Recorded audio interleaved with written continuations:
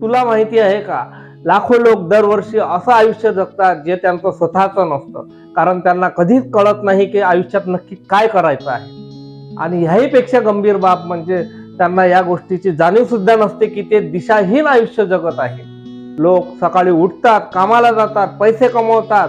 यावर विचार केला आहेस का हे नक्की कोणासाठी, स्वतःसाठी की सर्व्हायव्हलसाठी?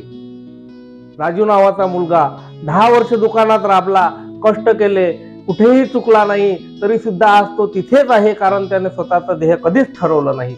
या उलट राधिका नावाची भाड्याच्या घरात राहणारी मुलगी, तिने स्वप्न बघितलं स्वतःच्या आई वडिलाला हक्काचं घर घेऊन द्यायचं. झपाटून अभ्यास केला, जिद्दीने कामाला लागली. 7 वर्षात तिने हक्काचं घर उभं केलं, कारण तिचं गोल क्रिस्टल क्लिअर होतं. वेळ आहे भावा तुझ्याकडे, पण तो कुठे वापरायचा याचं भान नाही ना. ध्येय ठरव, नाहीतर लोक त्यांच्या कामासाठी तुला वापरतील. आयुष्य म्हणजे नुसतं श्वास घेणे नाही, तर हे एक मिशन आहे, आणि जर तू तुझं मिशन ठरवलं नाही, दुसरं कोणतरी ते तुझ्यासाठी ठरवतील.